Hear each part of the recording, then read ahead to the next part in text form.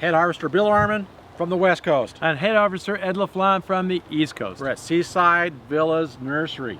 Awesome place here in San Juan Capistrano, California. And we're going to give you a little topic today. And it's called, do you debrief and brief your projects? So before a project, do you brief on it and get ready to go? And do you do a debriefing afterwards? And this is based upon one thing, a couple of books we read, Air Force guys, you know, the pilots, before they go into their mission, they have it all planned out. I'm talking about, they're going at 1,600 miles an hour, you're saying? Right. They go in there pretty quick, they hit it pretty hard, they know what exactly what they have to do. As you know, just like in your Air Force, shall we say, nothing ever goes perfect.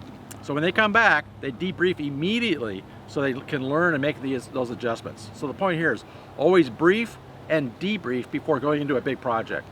Yeah, I read the same book that Bill's talking about, and we were just trying to think of the name of it. We just can't think of it right now.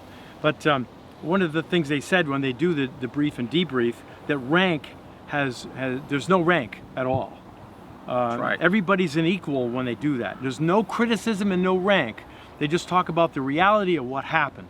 Okay, so that way they're free to talk and not be reprimanded of what happened. That way they really learn from it. And I think, I think as landscapers we're really guilty of not doing that. We just go from job to job to job, and as a result we're not really learning what we should.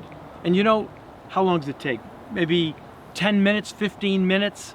I worked with a landscaper for many years, and he would give a proposal to a job, and if he was awarded the contract, before he started the job, he did a briefing. And they sat down as a team, spent maybe 15, 20 minutes and they went over the job, and then they thought about how they can do it quicker, cheaper, higher quality, and make everybody happy. And it made a profound effect on the profitability of these jobs. Now, I don't think he did a debrief though.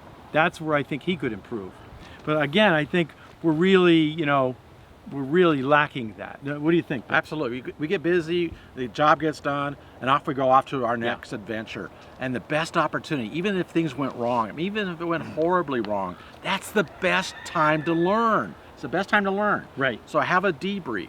How did the mission go? Did it go as planned? What went differently? Why did it go differently? Was it within our control? Was it outside of our control? What did we learn? What are we going to do to adjust our program? How are we going to do it differently? And what can we do to improve ourselves? Those are just some of the questions you want to ask yourself in a debrief. And again, mistakes happen all the time, so it's really important not to point fingers at these meetings. These are educational meetings just to see the reality of what happened. No criticism, please. Just understand what happened and correct it next time, okay? You can see there's some incredible benefits from this. I was just thinking about it as we're talking. I think you'd get better estimates, better pricing for sure, because you'd be able to adjust your pricing if you could, maybe do the job faster, get more jobs. Less mistakes, wouldn't you think? Oh, absolutely. Definitely less mistakes. So you get better gross margins. In other words, you'd make more money on the job after the job's done.